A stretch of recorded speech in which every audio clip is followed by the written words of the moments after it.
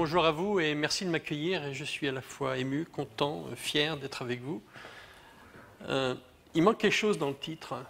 C'est travailler, manager, produire autrement, mais il y avait une deuxième partie, vous l'avez vu, c'est vers la fin des processus, point d'interrogation. Et c'est là-dessus, finalement, que je vais essayer de partager 2-3 choses avec vous. Et je suis content parce que d'où je parle finalement du point de vue de... Je suis à Grenoble École de Management, où vous connaissez le biotope Management, Technologie, Innovation. Et puis, il y a 2 ans, on avait publié un ouvrage collectif que vous connaissez peut-être, qui s'appelle Stratégie et pilotage des systèmes d'information. J'avais travaillé sur la postface vers le DSI 2.0, c'est-à-dire le nouveau DSI. Et je suis sûr que vous êtes déjà tous des DSI du futur. Et quand on aborde les questions de service, on voit bien qu'on est là. Alors, qu'est-ce que c'est que l'entreprise 2.0 ? Ça n'a rien à voir avec le web 2.0. C'est le nouveau modèle d'entreprise, c'est-à-dire c'est la nouvelle version de l'entreprise. Et quand mon ami Yves Cazot dit que l'entreprise du XXIe siècle sera de zéro ou ne sera pas, c'est intéressant. D'ailleurs, il a publié un livre que vous connaissez tous qui s'appelle Processus et entreprise 2.0, innové par la collaboration et le lean management, qu'il m'a gentiment demandé de préfacer et qui vient d'avoir le prix du livre de management. Et on voit bien qu'on est au cœur d'une série de questions. Je n'ai pas de réponse. Est-ce la fin du processus? Mais j'ai quelques opinions, tout au moins, et je vais essayer de les partager avec vous. On sait une chose importante, c'est que, et vous le savez, le Cluttrell Manifesto nous le dit, vous l'avez tous lu bien sûr, les marchés sont des conversations. Une gigantesque, finalement, conversation mondiale s'est ouverte, et c'est là où nous sommes. Et je crois qu'il ne faut pas oublier ça, parce que je rappelle que le fait générateur d'un processus, c'est créer de la valeur pour le client. Et créer de la valeur pour le client, fait générateur du processus, eh bien, aujourd'hui, le client, les marchés, sont des conversations. A-t-on, finalement, les dispositifs pour organiser et optimiser les conversations avec ses clients? Alors, peut-être une réflexion à se conduire. Vous êtes des professionnels de l'information. Vos entreprises, finalement, aujourd'hui, sont dans un environnement complexe, changeant, et elles sont victimes de la complexité grandissante du monde et de leur organisation. Et vous le savez, il y a un point tout à fait important, c'est que le monde s'est toujours transformé quand il y a eu finalement un rapport nouveau entre les personnes, les gens, l'homme, l'humanité, la civilisation et l'information. Le premier effet, ça a été l'invention de l'écriture. Et le monde s'est transformé avec l'invention, finalement, le rapport de l'homme à l'écriture. Ça a pris des millénaires, avec des ruptures, des moments particuliers. Platon, c'était la génération Y de l'écriture, puisque sur les passés, la logique orale, la logique écrite, et le fameux débat Platon-Socrate, c'était là. Et puis, il y a eu le livre. 300-400 ans pour transformer le monde. Et puis Internet. 30 ans. On est au milieu. Donc la question de vitesse, vous le savez et vous le vivez, tous nos modèles sont bousculés. En même temps, historiquement, dans notre époque industrielle, il a été bien vécu et précis que quelque part, on s'est embarqué dans les processus. Parce qu'il fallait organiser des logiques de processus. Jean-Pierre Cornu, qui était là l'année dernière à ma place, disait on est passé du monde de la manufacture au monde de la servofacture. Mais cette question d'optimisation, de travail sur les processus, nous a amené fondamentalement à nous poser la question du résultat. Et on a fait un focus d'enfer sur les logiques de résultat. On y est. Et quand on fait un focus d'enfer sur les logiques de résultat, on arrive à des logiques financières. Et on fait un focus d'enfer. Et on arrive à la financiarisation. Nous y sommes. Grosso modo, on arrive finalement à une espèce de taquet, à un moment particulier de l'histoire, où cette financiarisation exacerbée, ce qui se passe, c'est qu'on voit que cette logique de résultat nous amène peut-être ailleurs, finalement, à une logique du devenir. Cette obligation du quantitatif nous amène à une logique du qualitatif. Et je pense que ce moment de rupture particulier qui s'impose à nous dans un moment où, n'ayons pas peur des mots, nous sommes en situation de catastrophe permanente. Et en situation de catastrophe, qu'est-ce qu'il faut faire? Il faut organiser de la résilience. Et qu'est-ce que c'est que la résilience? C'est un dispositif de lien social, d'organisation, de partage, de faire en sorte effectivement que l'entreprise soit une communauté de destin, une communauté d'essaim pour créer de la valeur et avoir de l'efficacité opérationnelle. Et vous, les professionnels de l'information, vous êtes l'usine à lien social et à résilience, autant qu'à la création de valeur. Et dans ce moment tout à fait important, où les modèles économiques sont en train de changer, où la vitesse est extraordinaire, où la rupture est à tous les coins de rue, où les crevasses schizophréniques de nos organisations s'ouvrent sous nos pieds, nous avons un défi difficile, exigeant. Parce que la complexité, elle n'est pas dans notre mentalité, parce que nous avons l'habitude de traiter du compliqué, c'est-à-dire de la séparation en morceaux, et pas de la complexité, c'est-à-dire de l'interrelation. Or, c'est bien ça le défi. C'est bien ça un de nos enjeux, avec tout un ensemble de points sur lesquels les éléments méthodologiques de structuration, finalement, nous posent souvent plus de problèmes qu'ils n'en résolvent. J'aime bien ce que dit Steve Boyd. The right of network, the end of process. Je disais que le processus, il a été fait générateur pour finalement créer de la valeur pour le client. Et qu'aujourd'hui, d'une certaine façon, on a une approche particulière où les processus organisent finalement l'exécution des tâches, des activités par les individus. Or, ceci se fait souvent et de plus en plus au détriment de la relation avec le client final. Nos entreprises deviennent finalement des espèces d'écosystèmes de parties prenantes multiples qui sont remis en cause de mille et une façons, notamment par des modèles multiples existants et à droite et à gauche. Quand je vois mes étudiants, ils savent très bien que les métiers qu'ils auront demain ne sont plus les mêmes que ceux qui existent aujourd'hui. Ils savent qu'ils seront plus salariés parce que, je dirais, le modèle du salariat va probablement évoluer. Ils savent qu'ils seront dans des modèles totalement différents. Ils savent quelque part, ils changent. On voit bien que le processus devient assez souvent secondaire par rapport à un certain nombre d'autres exigences qui sont celles de l'efficacité de l'innovation organisationnelle, de l'innovation de produits, de l'innovation de services. Vous le savez bien, je travaille avec des grands groupes. Les grands groupes automobiles, ils ne vendent plus de voitures. Ils disent, nous, si finalement notre métier c'est de faire de la tôle pliée sur des roues, on est out of market.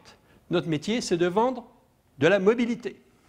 Et bien, quand vous êtes un grand constructeur automobile, finalement, vous avez effectivement à gérer vos cabines de peinture et passer à la question de la mobilité. Le grand écart est difficile, mais aujourd'hui, l'exigence, c'est de devenir un acteur de la mobilité. Donc ça, c'est des impératifs et des contextes qui, quelque part, doivent nous alerter. Et quand, je dirais, on avance sur un certain nombre de points, on doit se poser toutes ces questions. Et puis, cette information multiple, grandissante, ce tsunami informationnel qui est là, nous impose finalement, pose une chose nouvelle. Ce n'est pas l'information qui est rare, c'est l'attention à l'information qui devient la rareté. Et donc toute l'exigence, toute l'efficacité d'une organisation, toute l'efficacité opérationnelle, tout le défi porté aux professionnels de l'information, aux knowledge workers, aux information workers, dont on parlera tout à l'heure, eh bien, c'est comment je vais optimiser finalement la gestion de l'attention. Ce n'est pas la gestion du processus qui compte, c'est la gestion de l'attention dans une information grandissante, multiple, évolutive. Et puis si on regarde ce que dit notre ami Clay Shirky, je vous conseille de lire son bouquin « The Power of Organizing Without Organizations », il nous rappelle de façon assez simple que notre modèle d'activité et qui structure nos modes de pensée d'ingénieurs, notamment en France, j'en suis un, c'est quelque part Taylor. Le travail est individualisable, prédictible et mesurable. C'est fini. Mintzberg est mort, d'une certaine façon. Williamson, on doit poser des questions, etc., etc. Grosso modo, on voit bien que nous avons encore une fois une logique qui est basée sur la coordination. Mais la coordination, c'est quoi? Ou la coopération. C'est-à-dire un résultat collectif, mais des objectifs individuels et des responsabilités individuelles. Au contraire de la collaboration, le résultat est commun, mais les objectifs et les responsabilités sont collectives. Or, nos modèles de pensée nous empêchent d'aller là. En même temps, on réfléchit, encore une fois, avec des coûts de coordination qui pèsent, qui nous mettent de la viscosité. Si on regarde un bouquin qui vient de sortir, ça s'appelle Lean Management, Lean Startup, pardon, eh bien, on voit bien qu'il faut aller vite. On crée une start-up en un week-end. C'est-à-dire que vitesse, parce que le monde va vite. C'est l'exigence, ça change tout le temps. Et pour aller vite, dans ces mondes bêta dans lesquels nous sommes, ce monde de construction permanente, ce monde d'évolution, il faut se poser la question finalement de l'installation de nos standards, de l'installation de nos dispositifs qui introduisent de la viscosité à tous les coins de rue. D'autant plus que, finalement, une fois qu'on a mis le truc en place, la vitesse fait que ça ne sert plus à rien parce que le monde a changé. Le service a changé, etc., etc. Si on regarde Rework, que vous avez tous lu, bien sûr,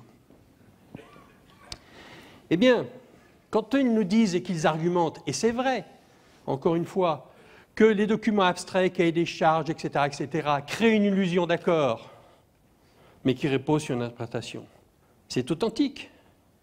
Encore une fois, on se fait plaisir avec des tas de choses. Ce qui est important aujourd'hui, c'est de partager du contexte, et du contexte vivant, dynamique, actif, dans lequel les choses vont finalement changer, parce qu'on se met au service du client, on se met à sa disposition, on est en interaction permanente, on anime une conversation. Et une conversation, c'est une écoute, un dialogue, une adaptation, un changement. Et donc, les plannings au-delà de 6 mois sont fantaisistes dans la plupart des cas. Ça nous interpelle, ça. Mais ce n'est pas faux.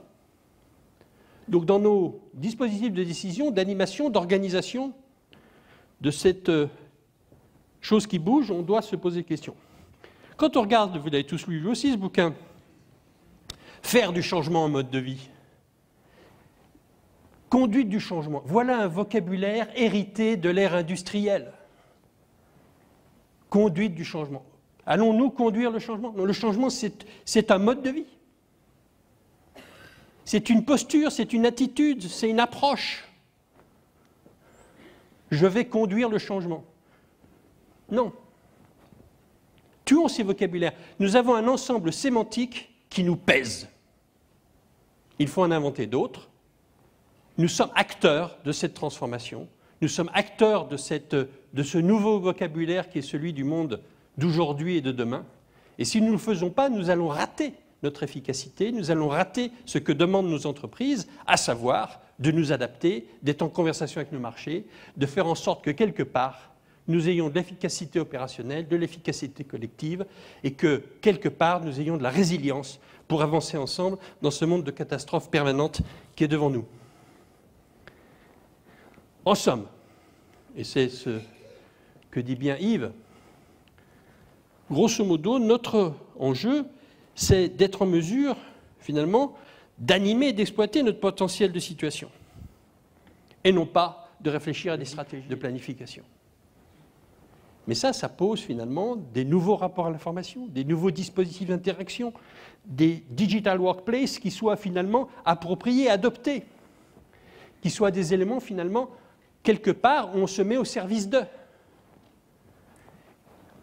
Et je crois que c'est un point tout à fait important auquel on doit penser. Excusez-moi, je regarde l'heure. Et puis l'économie, on sait bien, change. Vous le savez, économie du service, économie du gratuit. Nous passons, vos entreprises, nous tous, nous passons dans une économie où ce qui est l'enjeu, c'est l'usage, ce n'est plus la propriété. Je reviens sur la voiture. À quoi ça sert d'avoir une voiture? Ce qui est important, c'est d'avoir de la mobilité. De plus en plus, finalement, cette action qui nous emmène dans un modèle business différent, dans lequel ce qu'on va acheter, c'est le service.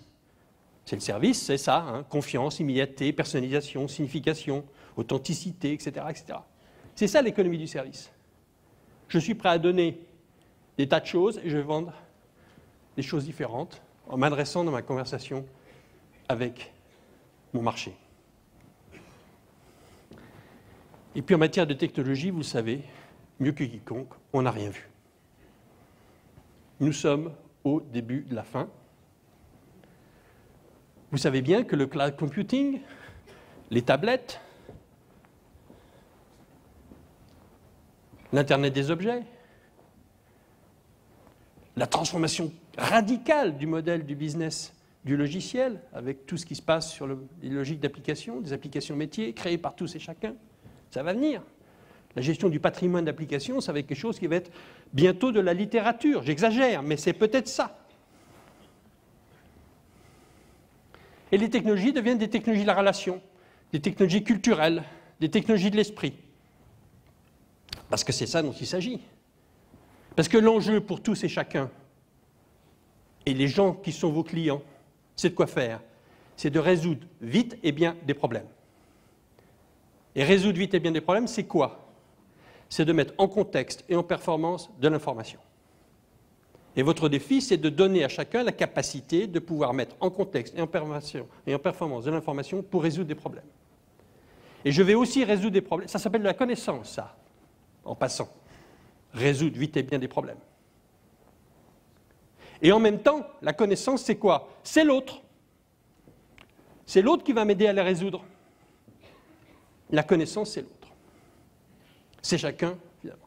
Donc, en tant qu'opérateur de l'efficacité collective, au travers des dispositifs d'information, je dois traiter ça. Je dois faire en sorte que, quelque part, je puisse faire en sorte que l'autre soit accessible, disponible, compréhensible, simplement, et de pouvoir avancer sur la résolution de mes problèmes grâce à ces technologies qui deviennent des technologies de l'esprit, des technologies culturelles. En somme, on voit bien que nous avons à révisiter la question de processus, qui quelque part devient d'une façon secondaire. Parce que nous sommes embarqués dans un voyage, dans une orbite nouvelle. Et vite, très vite. Internet n'a que 15 ans, 16 ans. J'ai dit 30 ans. Nous sommes au milieu du gué. Ça veut dire que quelque part, nous envolons accélération et convergence des technologies, nano, bio, information technology, technologie cognitive. Deuxième étage de la fusée, transformation des modèles économiques. Économie de l'usage versus économie de propriété, économie circulaire, économie du gratuit, modèle du long tail, etc., etc. On peut en prendre tous, et vous le voyez dans vos business models. Choc démographique et choc géopolitique. Nous étions 7 milliards lundi il y a 15 jours. Réfléchissez, quand vous étiez nés, combien nous étions de milliards? Entre 3 et 5. Plus les migrants climatiques. Parce que le développement durable, ce n'est pas la littérature. Donc c'est ça notre nouveau monde, c'est ça dans lequel nous avançons, et chaque jour change, dans lequel nous avons à réfléchir dans des systèmes d'organisation qui puissent changer après-demain. Donc on voit bien, d'une certaine façon, dans ce moment difficile, exigeant, de catastrophe, de changement, de nos habitudes héritées du monde industriel, on rentre dans une logique de service. C'est quoi du service? Ce sont des gens. Eh bien, l'enjeu, c'est de créer collectivement des dispositifs pour inventer l'avenir. Et c'est ça, finalement, dans l'organisation de nos entreprises sur lequel nous devons avancer. Ce qui est intéressant, c'est qu'on peut se rappeler Deming. Deming, il n'est pas tout jeune quand même, il est mort il y a un moment, il nous a écrit des tas de choses, et quand on le relit, et j'ai profité finalement de le relire avant de venir vous voir, je dis mais c'était génial quoi. Quand on voit les 7 plaies mortelles de l'entreprise que Deming a écrit, c'est fabuleux, quoi. Je les cite. Éliminer le quota de production. La direction par objectif et toute forme de direction par les chiffres. Éliminer les exagérations, les slogans, les objectifs qui demandent d'atteindre le zéro défaut. Mettre tout le personnel à l'œuvre pour accomplir la transformation. Intéressant. Ce n'est pas nouveau, en quelque sorte. Mais il faut le faire. Et on était dans l'inertie de notre vieux monde industriel, et puis logique de résultat, machin. C'est fini. C'est fini parce que sinon, finalement, les choses vont changer. Et c'est fini parce que le monde devient numérique. Et vous avez aussi, je vous conseille de lire ce bouquin de Casilli, qui est sorti il n'y a pas longtemps. Encore une fois, les technologies nous aident à repenser le monde, nous aident à repenser de manière de faire société et de faire en sorte que nous pouvons agir de façon nouvelle. Et vous, vous êtes l'urbanisation, les architectes, non pas des systèmes d'information, mais des systèmes de lien social. En quelque sorte. Et pourquoi?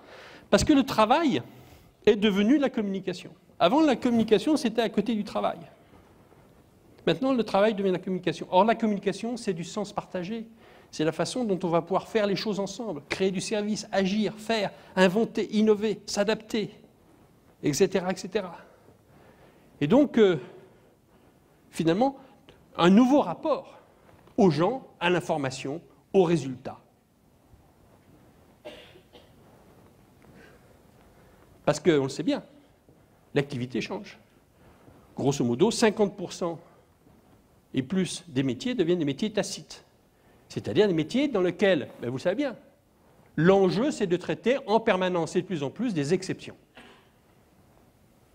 Le monde est devenu un dispositif, finalement, nous avons à gérer en permanence des exceptions. Et gérer des exceptions impose finalement une autonomie, une capacité finalement à faire, à décider, à mettre en contexte et en performance de l'information pour résoudre des problèmes. Et ceci de façon inattendue, particulière, contextuelle, créative.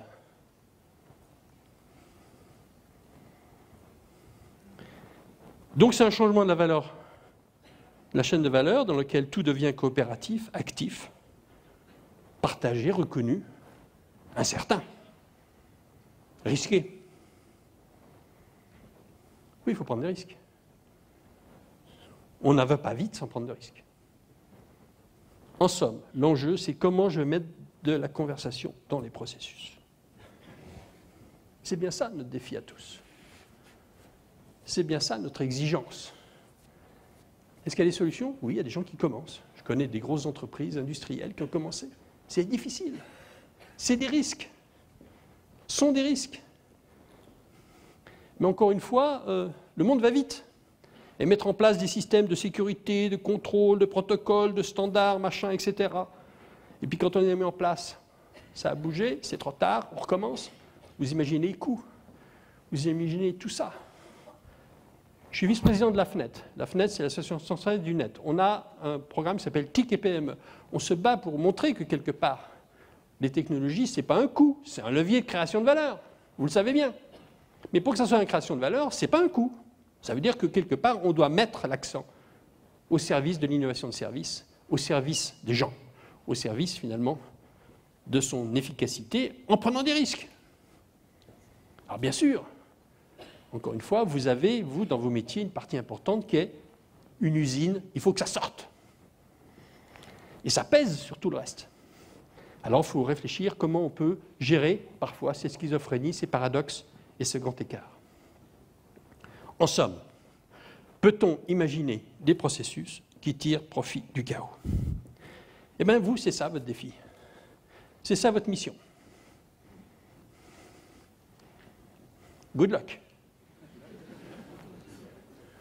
Mais si vous ne le faites pas, c'est raté pour ceux qui vous payent, c'est-à-dire, je dirais, les patrons de l'entreprise, les actionnaires, la société, etc. Et vous ne pouvez l'inventer que dans votre propre contexte. Parce que vous êtes acteur du changement, acteur de la proposition, et ne pas se réfugier derrière les choses qui rassurent.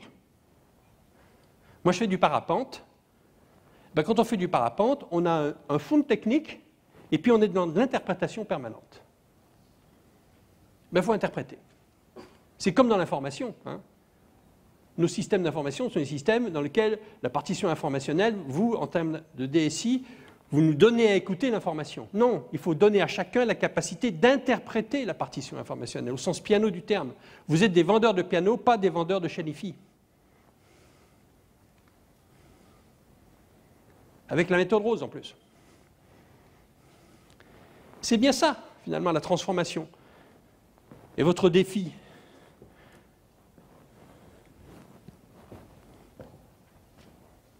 Puis alors, pensez à ça. Réfléchissez que quelque part, ce qui est l'enjeu, c'est la communauté de destin, c'est le lien social, c'est l'efficacité collective, c'est le rapport aux autres, c'est le ballon.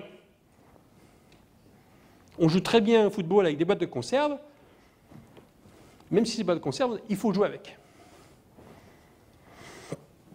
Parce que vous l'aurez compris, vous êtes au service de ce qui est important aujourd'hui dans l'entreprise, les gens, qui deviennent tous des entrepreneurs de connaissances, des cultivateurs de confiance et des cueilleurs de compétences pour résoudre vite et bien les problèmes. Et en même temps, des bricoleurs. Pourquoi? Parce que dans un moment de pénurie, dans un moment d'innovation, il faut faire avec les moyens du bord. C'est ça le défi. Vous donner à faire avec les moyens du bord. Et vous-même, vous êtes des bricoleurs. Vous devez être des bricoleurs. Acceptez-le. Acceptez-le. Et faites-le accepter. Parce que dans ce moment que j'évoquais tout à l'heure, de résilience, de rapidité, de pénurie, la pénurie c'est bien parce que c'est un accélérateur de créativité. La pénurie est créative. Elle soutient le bricolage. Collectif, on assemble, on fait. Je ne vais pas m'étaler là-dessus, mais on peut en parler des heures. Et puis il y a le management. Vous êtes des managers. Le point, c'est que quelque part, comme dit Amel, ben les choses, le management aujourd'hui, ça s'appuie sur des choses qui sont de moins en moins manageables. L'originalité, la non-conformité, les valeurs, etc. Et puis, quelque part, il faut laisser les gens faire ce qu'ils ont à faire. Toutes les études, toutes les analyses montrent que quelque part, encore une fois, c'est de plus en plus efficace quand on fait en sorte que les gens font les choses eux-mêmes si on les laisse faire. Parce que les gens, en général, doivent bien faire leur boulot. Et puis le leadership, avant, c'était notre système napoléonien, parce qu'on a un ADN en France, c'est mal foutu, quoi. Hein. Il faut faire un peu de thérapie génique, on est individualiste et hiérarchique, on a des écoles, quand on en sort, on pense qu'on est en mesure de penser à la place des autres. C'est fini, on ne pense plus à la place des autres.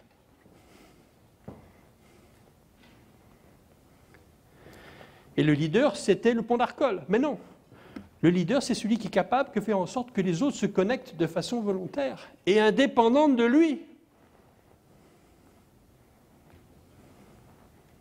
Parce que les gens ont confiance dans les autres. L'autorité change. Et donc, dans ces leaders, quelque part, c'est le... Excusez-moi, j'utilise un peu le latin. C'est la capacité, finalement, effectivement, à bricoler, à organiser, à faire en sorte. C'est une transformation radicale pour les gens. C'est une posture différente. C'est fini. Contrôle-commande, it's the end.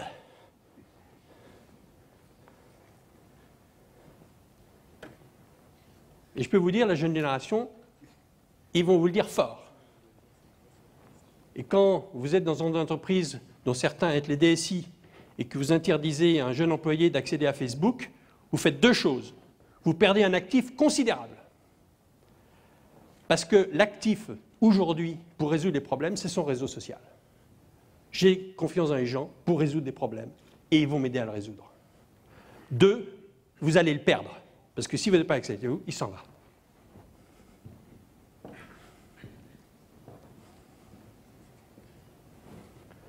En somme, vous aurez compris que quelque part, vous avez, et nous avons tous, ici, à ce moment de l'histoire particulier, en France, dans nos métiers, à réinventer le modèle. Nous sommes acteurs de l'invention des nouveaux modèles. Les ingénieurs anglais, allemands, français ont inventé l'âge industriel. C'est fini.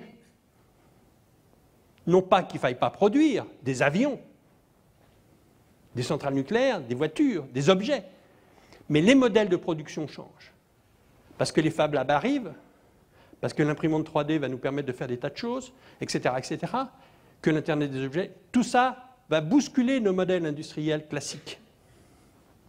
Donc, inventons des nouveaux modèles, et je fais toujours référence à Buckminster Fuller, qui est un des grands de l'innovation, comme vous le savez. Donc, c'est à nous. C'est pas là, on ne sait pas. Nous sommes les ingénieurs du nouveau monde, c'est notre défi. Et vous aurez compris que quelque part, nous sommes ce que nous partageons, et nous partageons ce que nous sommes. C'est ça notre défi. Je vous remercie.